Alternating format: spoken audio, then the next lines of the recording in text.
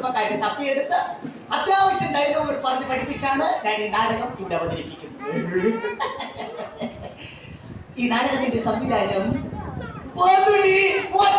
അതായത് അടി.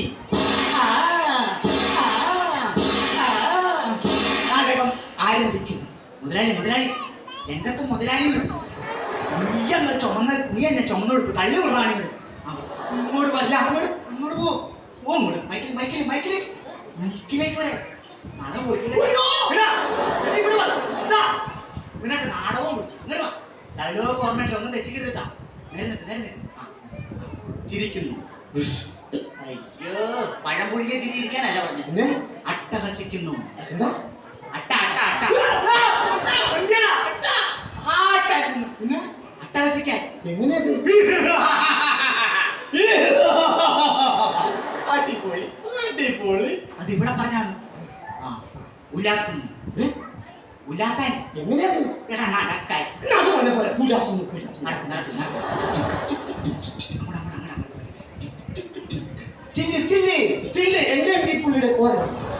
ഫോട്ടോ എടുക്കണ സ്റ്റില് അനങ്ങാതെ നിൽക്കാൻ. മകള് വരുന്നു. മകള് ഞാനാണ്. എല്ലാം നീയാണ്. മകള് പോടാ നീ അച്ഛനാണ്. അച്ഛനൊക്കെ മോളാണ്. പെണ്ണ് വരുന്ന പെണ്ണ് തള്ളി വിടാണെങ്കിൽ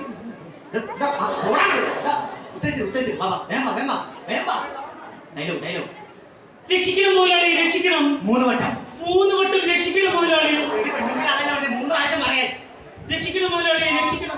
രക്ഷിക്കണം മുതലാളി, രക്ഷിക്കണം. രക്ഷിക്കണം മുതലാളി, രക്ഷിക്കണം. മുതലാളിയുടെ മുഖത്ത് പുച്ച.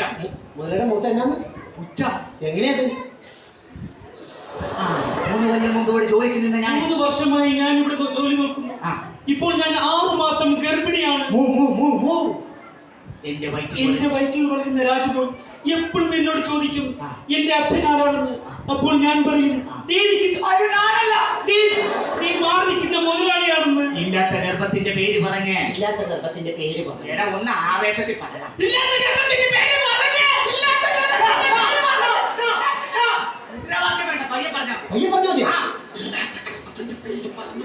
മാന്യന്മാരെ ആക്ഷേപിക്കാൻ നോക്കുന്നത്. അക്ഷരം മാറ്റാൻ പറ്റുമോ? അങ്ങനെ എഴുതി വെച്ചാൽ മാറ്റാൻ. നിനക്കൊരു ഫാഷൻ അല്ലേടി.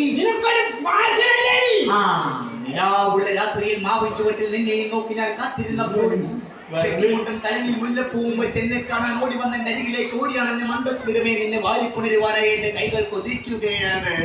എല്ലാവരും നോക്കണ്ടോ? ചേച്ചിയൊക്കെ നോക്കണേ. മുതലാളി മാത്രം നിന്നാ മതി. മുതലാളി മാത്രം നിന്നാ മതി. അച്ഛൻ വരുന്നു. ഞാനാണോ? എല്ലാം അച്ഛൻ ഇവിടെ വാഴ. എന്റെ ഷർട്ട് കിട്ടുന്നു മുതലാളി വിളി കേൾക്കുന്നു. ഇവിടെ മീൻകാരെയൊക്കെയാണല്ലോ ഞാൻ നിർത്തിയേക്കണേ. ഓ ആൽഫ്രഡ് വിൽഫ്രഡ് ഡിസൂസ. ആരാണ്? Alfred Wilfred D'Souza. ഇത് ഞാൻ പറയുന്നത് പറഞ്ഞല്ലേ. പറയണം. ഗോപി. ഗോപി. ഗോപി അല്ല, ഗോപി. വന്നതിന്റെ ഉദ്ദേശം 3 വർഷങ്ങൾക്ക് മുമ്പോട് ജോലിക്ക് നിന്നിരുന്ന എന്റെ മകളെ 6 മാസം ഗർഭിണിയാക്കിയ ദുഷ്ട, നിന്നോട് ഞാൻ പകരം ചോദിക്കും. എന്റെ മോളെ ഗർഭിണിയാക്കിയതും പോരാഞ്ഞിട്ട് എന്റെ മോളെ ഗർഭിണിയാക്കിയതും പോരാഞ്ഞിട്ട് എന്റെ മോളെ ഗർഭിണിയാക്കിയതും പോരാഞ്ഞിട്ട് ഞാൻ പറഞ്ഞോളാം. എന്റെ മോളെ ഗർഭിണിയാക്കിയതും പോരാഞ്ഞിട്ട് അട്ടഹസിക്കുന്നോടാ ദുഷ്ട. നിന്ന് അത്തളപുത്ര പുട്ട. അട്ടഹസിക്കുന്നോടാ ദുഷ്ട. നിന്ന് ആപ്പളഞ്ഞത് ഹസിക്കുന്നോടാ ദുഷ്ട. ചാടി വീഴുന്നു. ചാടി വീഴുന്നു. ചാടി വീഴ. ചാടുന്നു. വീഴുന്നു. മുതലാളിയുടെ കാലത്തേക്ക് ചാടി വീഴ. ചാടുന്നു. വീഴുന്നു. കഴുത്തിന് കുത്തിപ്പിടിക്കുന്നു. അമ്മേ എന്റെ ദൈവമേ, മുതലാളിയുടെ കഴുത്തിൽ കുത്തിപ്പിടിക്കുന്നു. അയ്യോ മുതലാളി തോക്ക്. ഞാൻ തോക്കില്ല, ഇവൻ തോക്കട്ടെ. തോക്കെടുക്കാൻ നാടകം പൊളിക്കൊടുക്കും. ഞാൻ കൊണ്ടുതരാം. ആൾക്കാർ കാണാതെ ഞാൻ കൊണ്ട് തന്നോളാം. ആൾക്കാർ കാണാതെ തോക്ക് ഞാൻ കൊണ്ട് തന്നോളാം. ആൾക്കാർ കാണാതെ തോക്ക് ഞാൻ കൊണ്ട് തന്നോളാം. ആരും കണ്ടിട്ടില്ല. വെടിവെക്കുന്നു.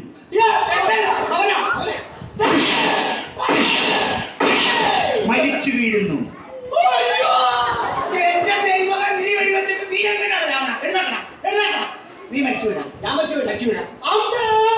ആ ചിരിക്കുന്നു. ഉയ്യോ, ഈ ചത്തവനെ നീ എന്നെ ചിരിക്കണം. കിടക്കണം. അവിടെ കിടക്കണം. ആ പോക്കറ്റിൽ ആ മകൻ വരും. ഞാനാണ് എന്നാ നീയാണോ മകനാ മകൻ മകൻ. ഡയലോഗ് മുതലാളി 3 വർഷം കൂടെ ജോലിക്ക് നിന്ന് എന്റെ പൊന്നുമകളെ ഗർഭിണിയാക്കിയത് പോരാന്നിട്ട് അത് ചോദിക്കാൻ വന്ന എന്റെ പൊന്നച്ഛനെ വെടിവെച്ചു വന്ന ദുഷ്ട നീ നശിച്ചു പോകും. നിന്റെ വെടിയുണ്ടേറ്റ് ഇവിടെ മരിച്ചു കിടക്കുന്ന എന്റെ പൊന്നച്ഛൻ ഇത് അവിടെ പോയി ഇവിടെ അവിടെ ഭയങ്കര ഉറുമ്പാടെ കാരണം ഞാൻ ഇങ്ങോട്ട് മാറി എവിടെയെങ്കിലും ഒന്ന് കിടക്കുക ഡയലോഗ് ഞാൻ മാറ്റി പറഞ്ഞു ഉറുമ്പ് കടിയെ സഹിക്കാൻ വയ്യാതെ ഇവിടെ നിന്ന് മാറി അവിടെ മരിച്ചു കിടക്കുന്ന എന്റെ പൊന്നച്ഛനെ കൊന്ന ദുഷ്ട നീ നശിച്ചു പോകും. പെങ്ങളെ സൗവർണികേ പെങ്ങളെ സൗവർണികേ വാ വാ വാ വേണ്ട വേണ്ട പെങ്ങളെ സൗവർണികേ നിന്റെ അമ്മയുടെ അവസാനത്തെ ആഗ്രഹമായിരുന്നു നീ ഒരു ഗർഭിണിയായി കാണുക അല്ല കുടുംബിയായി കാണുക പറയാൻ പോലെ ഇതെങ്ങനെ സംഭവിച്ചു? ഡയലോഗ് ഒരു തണുത്തു മരവിച്ച കറുത്ത രാത്രിയിൽ മുതലാളിയുടെ വീട്ടിൽ ഞാൻ TV കാണാൻ പോയി. ഏഷ്യാനെറ്റിലും കൈരളിയിലും സൂര്യയിലും കോമഡി ഷോ കണ്ടുകൊണ്ടിരുന്നപ്പോൾ പെട്ടെന്നാണ് മുതലാളി ഫാഷൻ ചാനൽ ഇട്ടത്. അരുതി അരുതി എന്ന് ഞാൻ ആവർത്തിച്ചു പറഞ്ഞു. മുതലാളി കേട്ടില്ല. എന്നെ നിർബന്ധിച്ച് ഫാഷൻ ചാനൽ കാണിച്ചു. പിന്നെ എനിക്കൊന്നും ഓർമ്മയില്ല ചേട്ടാ. ഇതിൽ നിന്നും എനിക്കൊരു കാര്യം മനസ്സിലായി. ഇവിടെ തെറ്റിയത് ഈ മുതലാളിയല്ല, ഞാൻ പറഞ്ഞില്ല എന്റെ പൊന്ന് പെങ്ങളുമല്ല. ഇവിടെ തെറ്റിയത് ആ ചാനലുകാരാണ്. അതുകൊണ്ട് എനിക്ക് ഈ സമൂഹത്തോട് ഒന്നേ പറയാനുള്ളൂ, ഇനി മേലാൽ നിങ്ങളുടെ വീട്ടിലുള്ള പ്രായപൂർത്തിയായ പെൺകുട്ടികളെ അടുത്ത വീട്ടിൽ TV കാണാൻ പറഞ്ഞയച്ചാൽ നിങ്ങൾക്കും ഇത് സംഭവിക്കും. എനിക്കൊരു സംശയം. സത്യത്തിൽ ഇതാണ് അല്ലെങ്കിൽ ഇതാണ് ഗർഭപാത്രം?